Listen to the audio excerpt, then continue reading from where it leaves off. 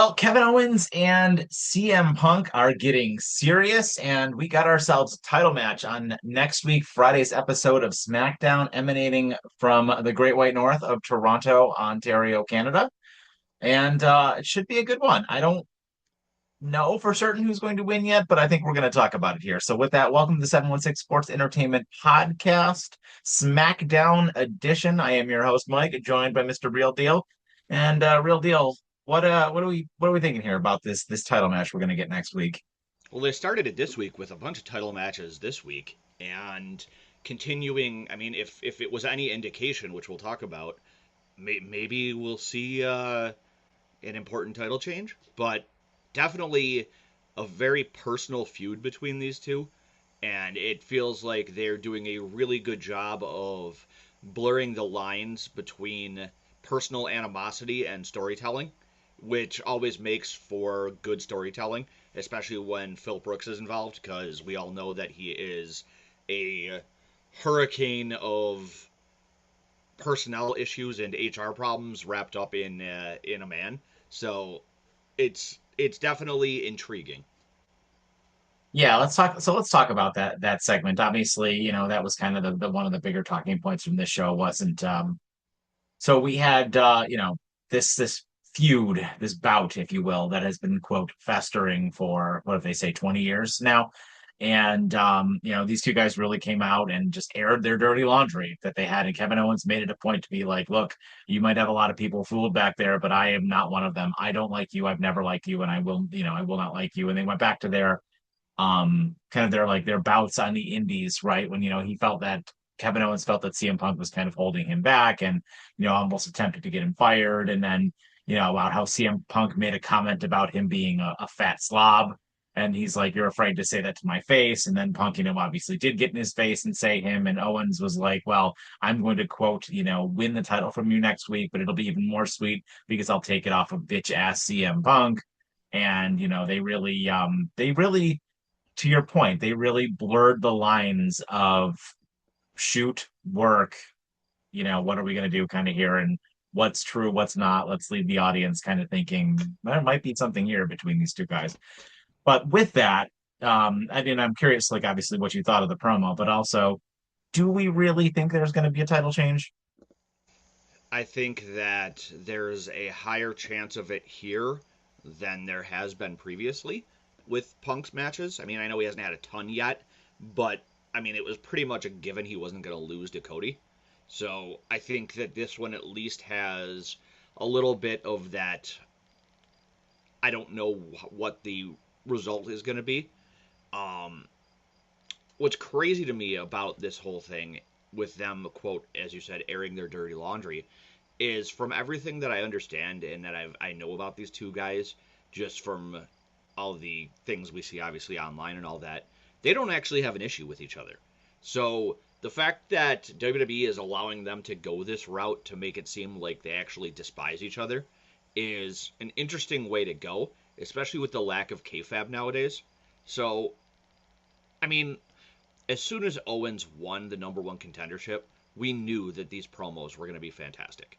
And this was the second week in a row of an extremely long-winded promo that I wasn't bored by and didn't want to change the channel on. And anytime you have two guys who can sell a match without actually even throwing a punch, I think that's even bigger than the brawls. So, where do you go with both characters if they? I mean, I feel like if Owens wins, the inevitable match with Sami Zayn is a thing, right? If Owens loses, what do you do with him? Like, I mean, he just comes back, wins the number one contendership that quickly, and then just loses, and then what? Right back in the mid card? Like, I I mean, what do you do with Owens if he does not win this match? He doesn't leave the title picture. I think it hinges on. I mean, obviously, if he wins, you can tell your stories with that.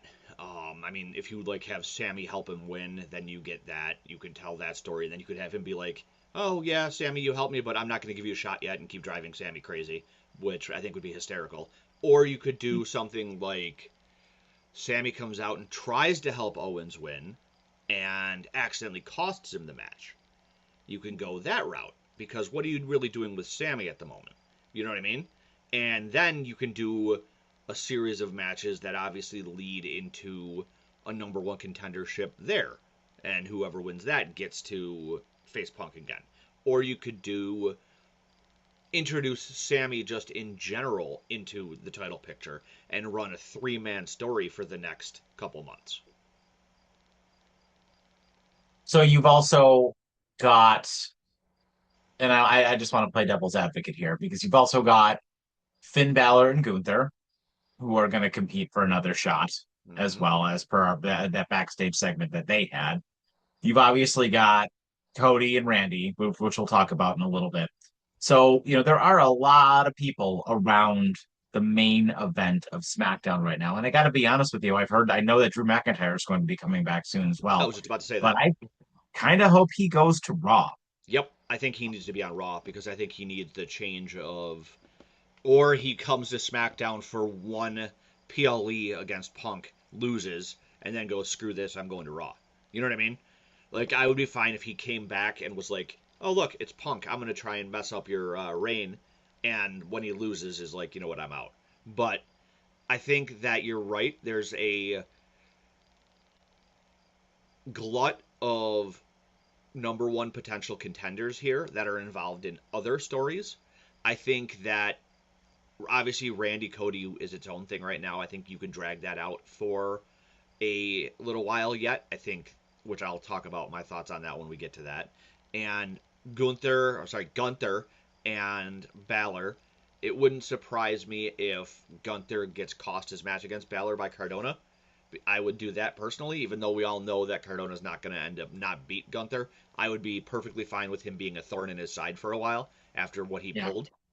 And I think that you have the ability to slot any of these guys in and out of the title picture as you need them. Yeah. No, I think you're right there. And I think you could kind of go in that direction. But then what do you do with Punk if he loses? That's, I mean, if he loses, you have him contend for a little while yet to try to get it back. Personally, as much as I want to see Owens win the title, I think it's too soon. But I think this is one of those instances where WWE kind of backed themselves into a corner again by having him come back and just win right away.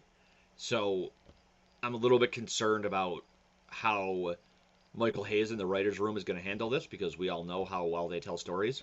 So it's, I don't know, it's, on one hand, I like the intrigue of not knowing, but on the other, I don't like that certain people, if they're out of the title picture, have nothing to do. Right. And I mean, I don't think CM Punk he doesn't really have like, I mean, yeah, he's got this title match, but like if he just wins this, it's just on to the next person, I guess, right? But like he doesn't really seem to have like a villain right now or like a story, really kind of like a story arc going. You know what I mean? Like Cody's got two. Cody's got Randy. Cody's got going back after the title. It was interesting though that CM Punk during this whole segment also did make mention of Obafemi as well. I did mention it, I think 2 weeks ago when we were talking about it right after SummerSlam, that part of me wonders if WWE moves Oba to SmackDown and has him cash in his King of the Ring shot there and beat Punk. As much as I would I mean, he hate would that have to. because He would have to. I think it tells a much bigger or makes a much bigger impact if it's Roman that he dethrones because it's Roman. But with WWE telling this story of can Braun Breaker and Obafemi coexist with Braun now having his performance issues and not questioning whether or not he's actually the top guy anymore. I mean, someone get him that WWE Blue Chew to solve that problem. But I Mm, think that I think that it might be good to separate the two of them and have a top dog on each show. No pun intended. yeah, my only concern about moving moving Oba over to SmackDown is I think the title picture around Raw is a little sparse right now. Yeah, I agree. And I Part kind of of think me, like the inevitable clash between Oba and Roman is kind of feels inevitable because like I don't think there's anybody else on Raw who is believable to beat Roman Reigns right now. there's not. And honestly, it feels like back when they originally created SmackDown and moved The Rock over to SmackDown so that they could get him off of Raw and make more room for him to do his ego and have his show. And I think that and got him away from like the other big stars of that time period, like Triple H and that. It allowed other people to Yeah. grow.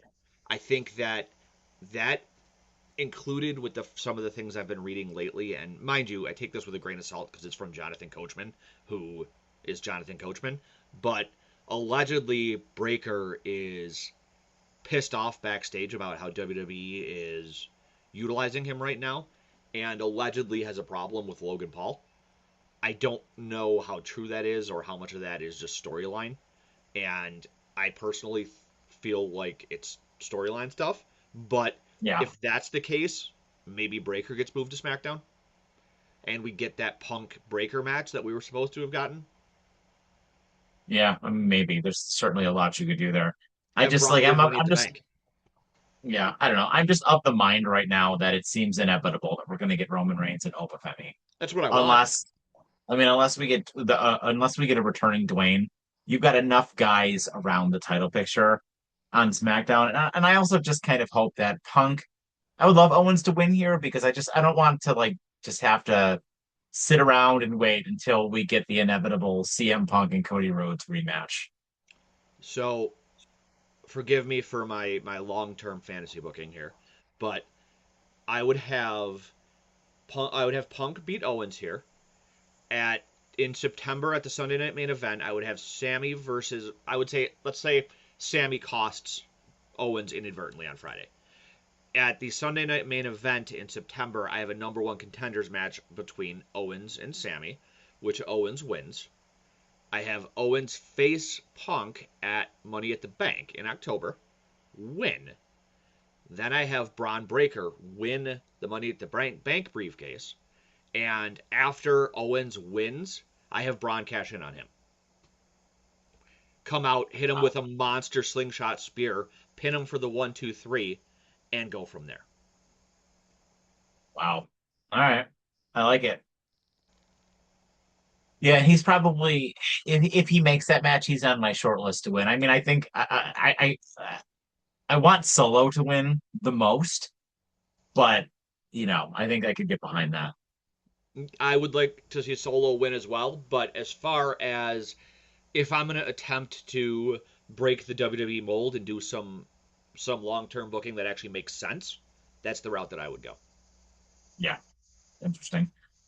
Speaking of Michael Hayes, we had a segment with Chelsea Green, who will not be vacating the women's championship after she God. took kind of a nasty injury last week.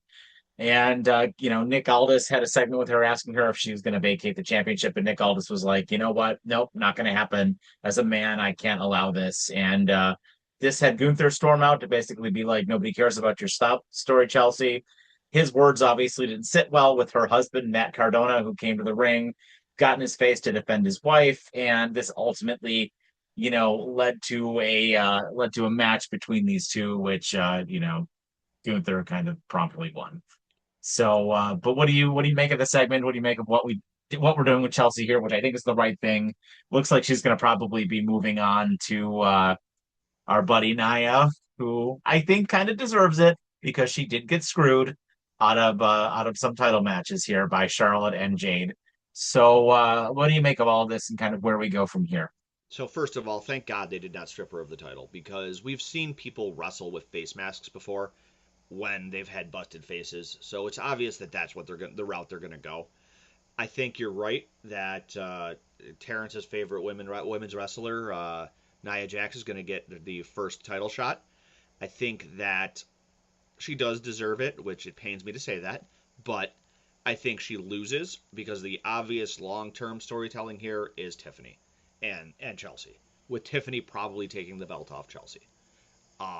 as far as Gunther goes, dude, the dude is a menace on the microphone, like just straight up. And and I love the fact that WWE allowed them to tell the story of Matt Cardona actually coming out to defend his wife, because there's been times in the past where things like that have happened and nobody comes out to defend the person, and it's like, if you're actually married or they're your significant other, you're going to go out there and defend that person even if you're going to get your ass kicked. And I was Yeah, perfectly okay with Cardona getting his ass kicked because he came out and he stood up for what was right. Because mind you, I enjoy Matt Cardona, and I enjoy him as more than just a comedy style wrestler. I think that he deserves a shot to be taken a little bit more seriously now. And I think you put him in a program, even if it's a short one with Gunther, I think you have the opportunity to add a little bit of legitimization to his character. yeah. And to your point about Tiffany Stratton, I mean, she obviously lost the women's U.S. title to Jacy Jayne due to a fatal influence interference, but also because Chelsea kind of messed up as well, right? So, you're right that it's going to kind of further that a little bit. And I also, side note, I love that fatal influence all have gold now. I think that's fantastic. Yeah, other than the fact that they need to fix their finisher so they don't break anybody else's faces. Mm, I think that I mean, we talked about it. I think last week that they need to be. They JCJ needed to win. They need to all have gold if they want to be taken seriously as a group. I don't know that I blame Chelsea though for Tiffany losing that match, because Chelsea or Tiffany was the one who jumped and instead of finishing off Jacy, took out the other women on the outside. And I think my that was God, kind of the idea, though, right? Like that's right? the idea. She's gonna blame Chelsea, Chelsea, Chelsea, yes, Chelsea being there was the idea, for right? sure. And can I say, for the love of God, when Tiffany rolled into the ring, and mind you, she had gotten her ass kicked earlier by Nia and Lash because obviously Chelsea's not medically cleared. So they're going to play up that storyline too, is that she was already beat up. But that rolling encore that Jacy Jayne hit on her as she rolled into the ring looked absolutely vicious. Like, it looked Mhm. like if that actually landed, that Tiffany probably should have been dead. Yeah. No, you're absolutely right. And I'm really glad that JC Jane picked up the win here. I think that to your point, I think that was the right booking decision. And yeah, I think we are going for an inevitable clash between Tiffany and Chelsea. And you're right. It would probably be the right move to have Tiffany be the one to take the title off of her. I mean, if you have Chelsea beat her, though, you want to talk about making someone legit. You have them pick up a huge win over a former champion like that in a one-on-one match. I think that would maybe make people take Chelsea a little bit more serious, which I don't know if that's the goal with putting the belt on her. Part of me hopes so. Because, mind you, I love Chelsea Green. I remember you guys gave me shit for the fact that she was in my top five, and here she is as your permanent women's champion. It's okay. I'm okay with you guys being wrong. It happens. But I think that this can be, if you don't want to put the belt on Tiffany, that this is the perfect opportunity to strengthen Chelsea Green as an actual star, regardless of what Michael Hayes says. Yeah, I agree. However, that being said, this is also the perfect opportunity to bring back absolute menace heel Tiffy time as champ. She's so much better as a heel. I don't like her as a face. No. Like Tiffany's so much better as a heel. It's the problem with both Chelsea and Tiffany. Both of them are better as heels. Yeah, but I mean, Chelsea's going to get a lot of that sympathy love right now, Yeah. But yeah, Tiffany is just so much better as like a menace heel. Yep.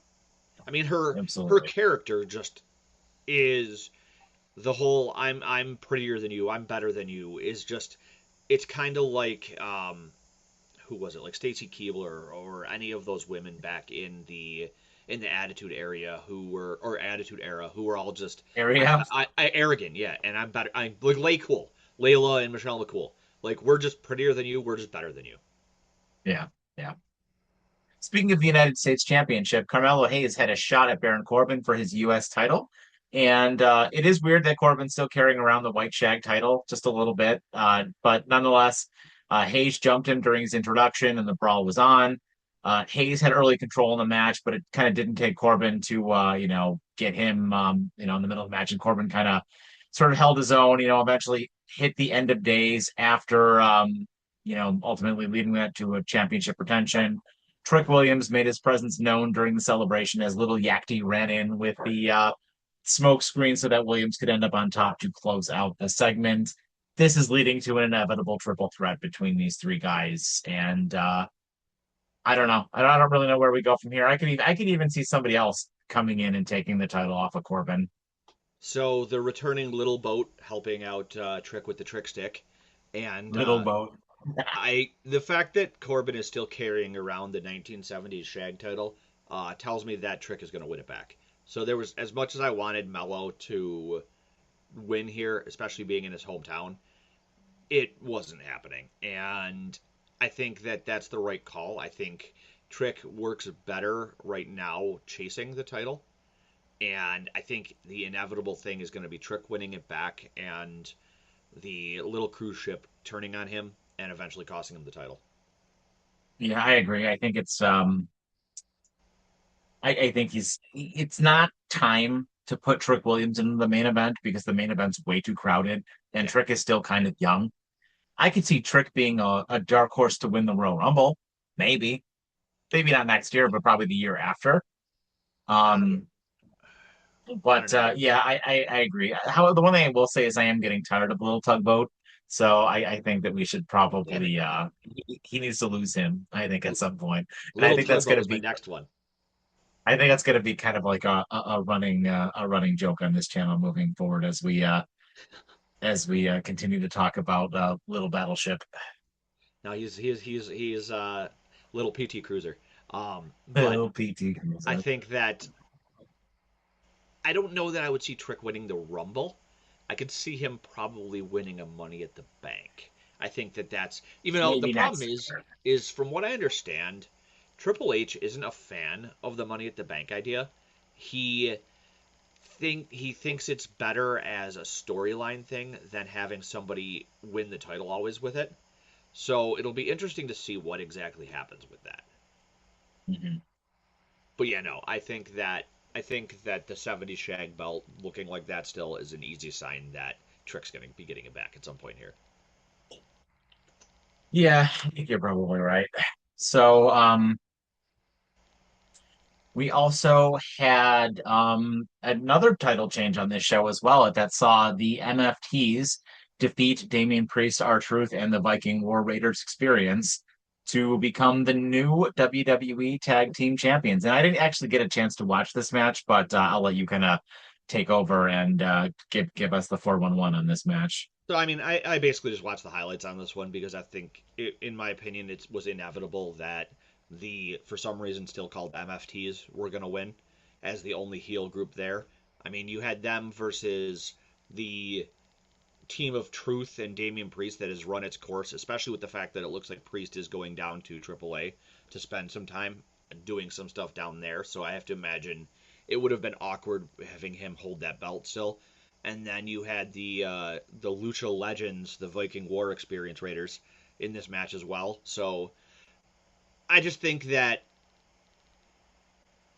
it was an inevitability that the sons of the Tongans were going to win here. And I Yeah. think they need to run roughshod. Like, if you're going to have Haku there and him being the monster that he is even to this day, don't come murder me, Haku. I'm talking good about you and the family.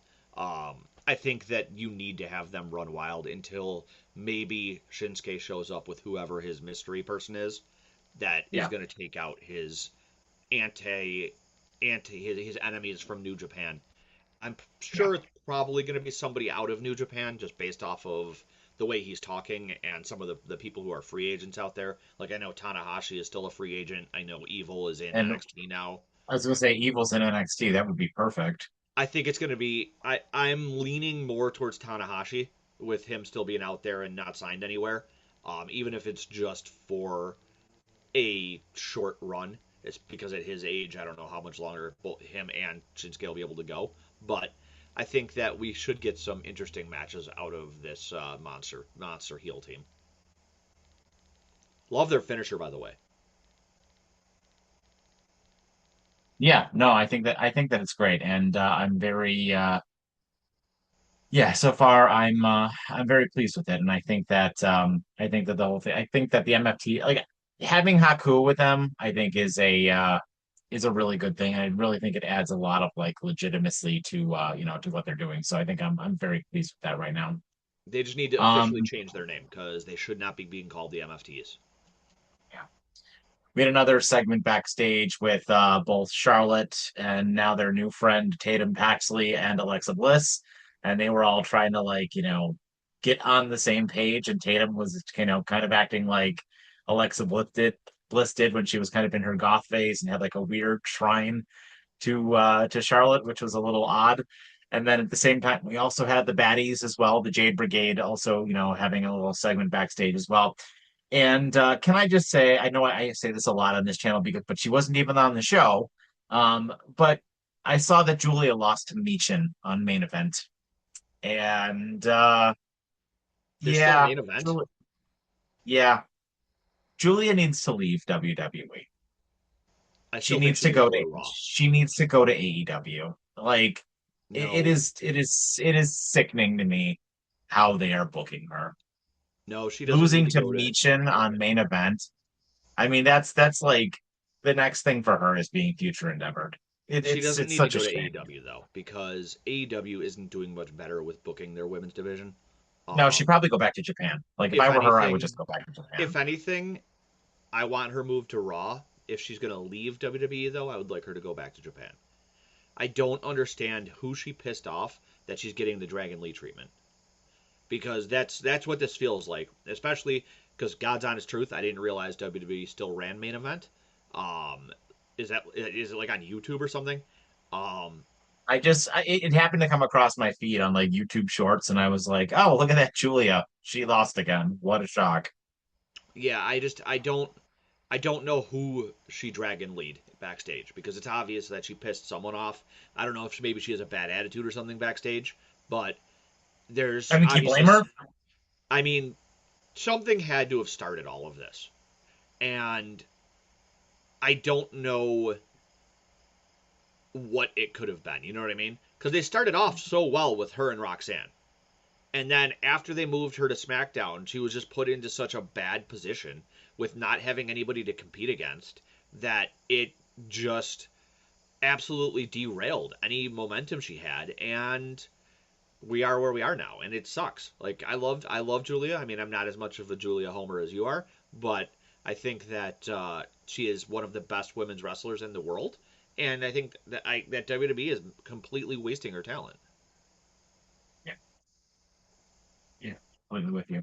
So, which takes us to Cody Rhodes and Randy Orton. Although it was scheduled to be a match between Cody Rhodes and Sami Zayn, which that thing, I'm kind of glad that they're not just dropping that. That Sammy's still kind of like annoyed with Cody all of the time, calling him Golden Boy. Which Cody's still just kind of annoyed and wants to get his hands on Randy Orton. And they were actually going to have a match to be the number one to see who would be the number one contender. But this obviously broke down as Randy attempted to attack Cody, but ultimately, this segment again just sort of teasing that Cody Rhodes heel turn again. Although I didn't love how like the officials just kind of like got in there and just took the chair away from Cody. Well, I mean, they're really doing the slow burn thing here with like trying to turn Cody heel. But I feel like at this point, it is inevitable. As they kind of beat each other down pretty senselessly. Cody ultimately got the chair and was about to hit Randy in the head with it after he turned it around on Randy. And then that's when the officials kind of took it away from Cody to kind of close off the show. But man, they are really slow burning this heel turn with Cody hard. well, first of all, did you see the black gear? Definitely an interesting look. But if those officials don't get out there and take that chair away from Cody, I'm pretty sure it counts as a heel turn when you murder somebody on live TV. So Yeah.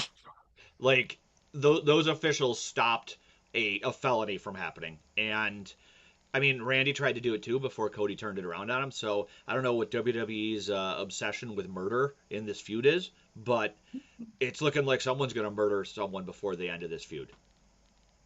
Yeah. I mean, and this is the kind of thing that I feel like I know that they're probably going to likely have a match at Sunday night's main event, but then I think at Money in the Bank, this should be a Hell in a Cell. Or some other like crazy stipulation match. Yeah, an I Quit match or something like that. Or I'm gonna murder you with a chair match. Yeah, no DQ match, or maybe the next one. The next match should probably be like a street fight or something like that, or or at Money in the Bank, you have it be an unsanctioned match. Yeah, that works. They haven't done one of those in a while.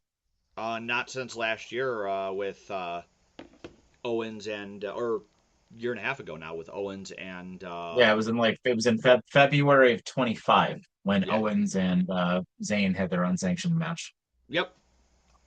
Yeah, so But yeah, no, wow. I'm okay with the slow burn, but that fuse needs to start burning quicker now. Yeah, for sure.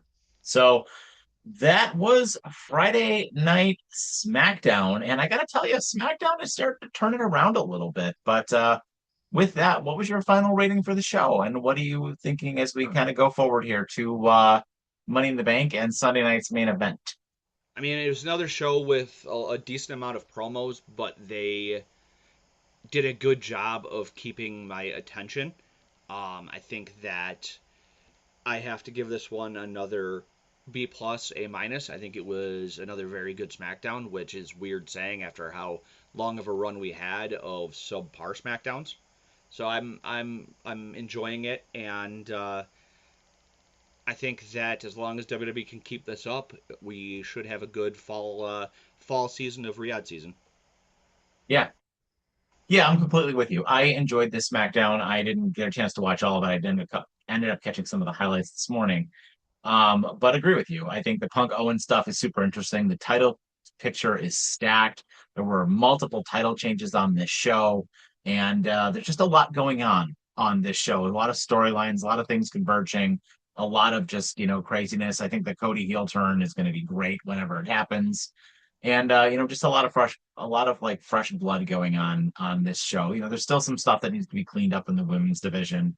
All the stuff with Jade is just like we need to finish this Jade and Charlotte thing. And I mentioned my thing with Julia, who wasn't even on this show. So there's still a lot to do in the women's division. And you can kind of feel that it's still sorely missing Rhea Ripley a little bit. Like it still feels like it's sorely Yes. missing a big star on this show in the women's division. So but maybe they can find a way to turn it around for somebody. So I think with that, my final rating for the show is a little tugboat out of 5. Very nice. So that is our show, guys. Let us know what you guys think in the comments down below. Are you enjoying SmackDown? Do you think that it is getting better? And who do you think is going to win next week? Is it going to be Punk? Is it going to be Owens? And where do we go from here with the title? So let us know what you think. As always, I have been Mike, joined by Mr. Real Deal Sean O'Neill. And fall from grace that subscribe button. Have yourselves a fantastic evening and take care.